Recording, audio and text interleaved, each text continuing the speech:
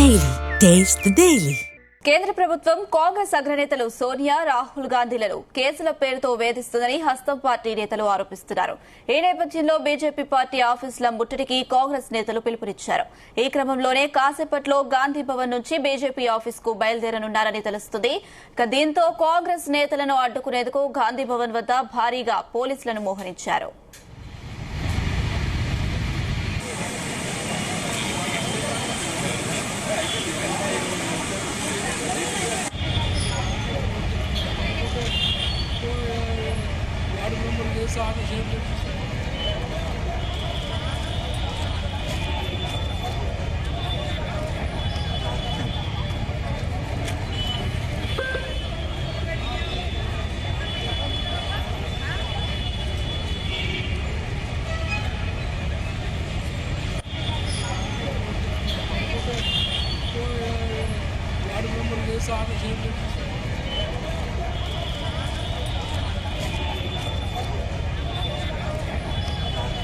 కేంద్ర ప్రభుత్వం కాంగ్రెస్ అగ్రనేతలు సోనియా రాహుల్ గాంధీలను కేసుల పేరుతో వేధిస్తుందని హస్తం పార్టీ నేతలు ఆరోపిస్తున్నారు. ఇక ఈ నేపథ్యంలో బీజేపీ పార్టీ ఆఫీసును ముట్టడించడానికి కాంగ్రెస్ నేతలు పిలుపునిచ్చారు. ఇదే అంశానికి సంబంధించి మరిన్ని అప్డేట్స్ మా ప్రతినిధి వంశీకృష్ణ అందిస్తారు. వంశీకృష్ణ, బీజేపీ పార్టీ ఆఫీస్ దగ్గర ప్రస్తుతం పరిస్థితి ఎలా ఉంది? నేషనల్ హెరాల్డ్ కేసు విషయంలో అటు గత కొంత కాలంగా కూడా అటు బీజేపీ ప్రభుత్వం కాంగ్రెస్ పార్టీ అధినాయకత్వం అటు రాహుల్ గాంధీ సోనియా గాంధీని వేధిస్తున్నారంటూ కూడా పెద్ద ఎత్తున కాంగ్రెస్ నాయకులు ఏఐసిసి పిలుపు మేరకు ఈరోజు దేశవ్యాప్తంగా ఉన్నటువంటి అన్ని బీజేపీ కార్యాలయాల వద్ద నిరసన ర్యాలీలు తీయాలనేది కూడా పిలుపునివ్వడం జరిగింది.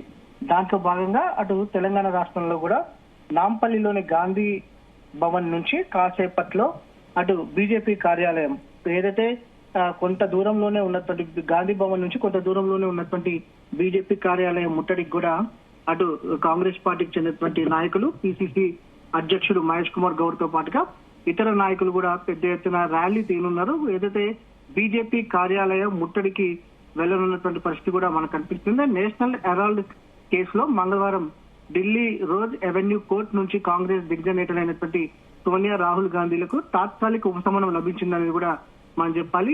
ఈడీ దాఖలు చేసినటువంటి తాజా సాక్షిని పరిగణలోకి తీసుకునేందుకు కోర్టు నిరాకరించింది. ఈడీ జరిపిన దర్యాప్తు కొత్తగా నమోదైనటువంటి ఎఫ్ఐఆర్ ఆధారంగా కాకుండా బీజేపీ నేత సుబ్రహ్మణ్య స్వామి దాఖలు చేసినటువంటి ప్రైవేట్ ఫిర్యాదు మెజిస్ట్రేట్ జారీ చేసినటువంటి సమన్ల ఉత్తర్వుల ఆధారంగా జరిగిందని కోర్టు గమనించిందనంటూ కూడా కాంగ్రెస్ పార్టీ నాయకులు చెప్తా ఉన్నారు. అందుకే ఎఫ్ఐఆర్ కాపీని పొందే అర్హత ఈ దశలో నిందితులకు లేదని కూడా కోర్టు తీర్పునిచ్చిందంటూ కూడా అంటున్నారు.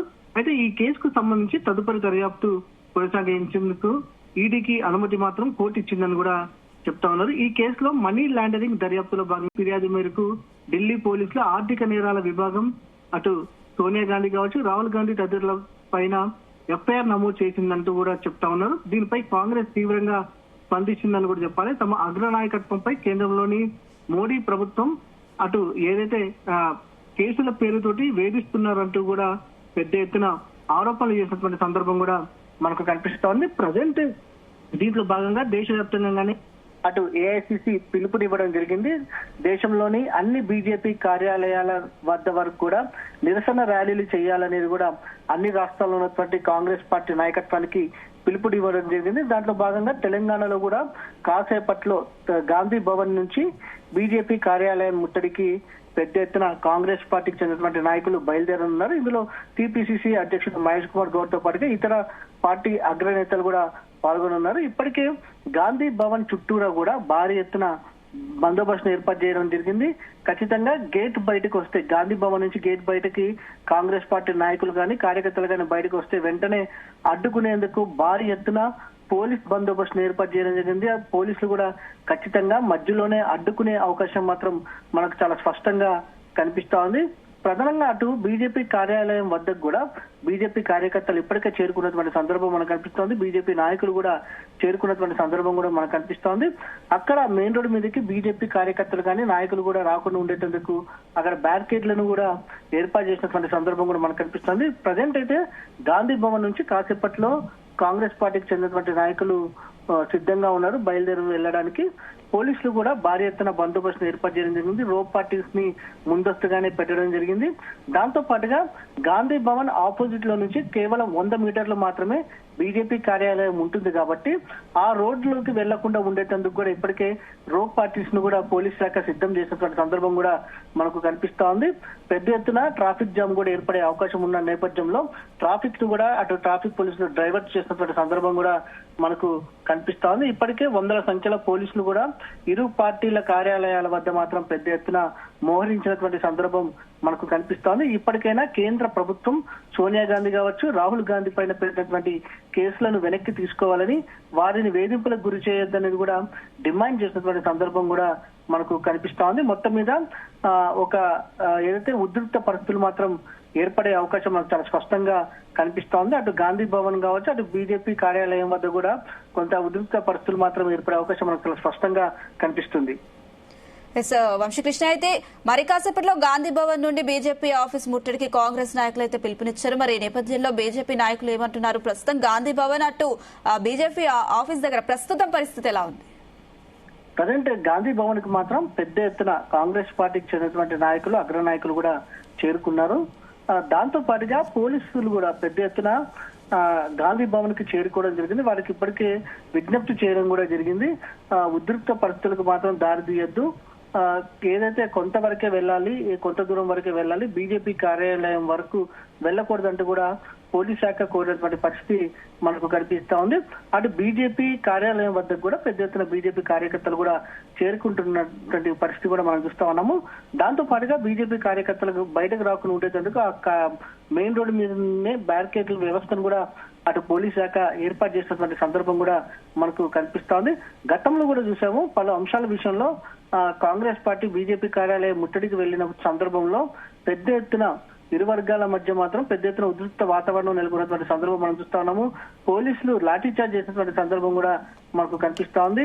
మొత్తం మీద పోలీస్ శాఖ మాత్రం ఇరు వర్గాలకు సూచనలు చేయడం జరిగింది. ఉద్రిక్త పరిస్థితులకు తావివ్వకుండా ఉండాలనేది కూడా, దాంతో పాటుగా ర్యాలీని ఎక్కువ దూరం నడవకుండా చూడాలనేది కూడా పోలీస్ శాఖ నిర్ణయించిన నేపథ్యంలో ఖచ్చితంగా పోలీస్ శాఖ ముందస్తుగానే అడ్డుకునే అవకాశం మాత్రం మనకు చాలా స్పష్టంగా కనిపిస్తా ఉంది.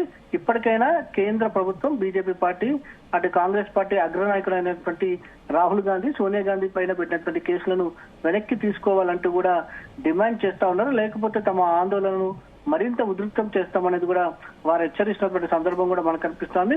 ఒక రకంగా భారీ ర్యాలీకి సిద్ధమవుతున్నటువంటి కాంగ్రెస్ పార్టీ నాయకులకు మాత్రం పోలీస్ శాఖ కూడా గట్టిగానే సూచన చేసినటువంటి సందర్భం కూడా మనకు కనిపిస్తుంది. ఉద్రిక్త పరిస్థితులకు మాత్రం తావివ్వకూడదు అనేది కూడా చాలా స్పష్టంగా తెలియజేశారు. అటు బీజేపీ కార్యాలయం కావచ్చు, దాంతో పాటుగా గాంధీ భవన్ వద్ద మాత్రం పెద్ద ఎత్తున పోలీసు బందోబస్తులు మాత్రం ఏర్పాటు చేయడం జరిగింది. దాంతో పాటుగా ర్యాలీ దారి తప్పకుండా ఉండేందుకు కూడా ప్రత్యేకంగా రోప్ పార్టీని కూడా ఏర్పాటు చేయడం జరిగింది. మొత్తం కూడా ఒకవేళ ర్యాలీ నిర్వహించినా కూడా పోలీస్ వలయంలోనే ఈ ర్యాలీ కొనసాగే అవకాశం ఉంటుంది కాబట్టి ఎవ్వరు కూడా బార్డర్ దాటొద్దంటూ కూడా పోలీస్ శాఖ స్పష్టమైనటువంటి ఆదేశాలు ఇచ్చినటువంటి సందర్భం మాత్రం మనకు కనిపిస్తుంది.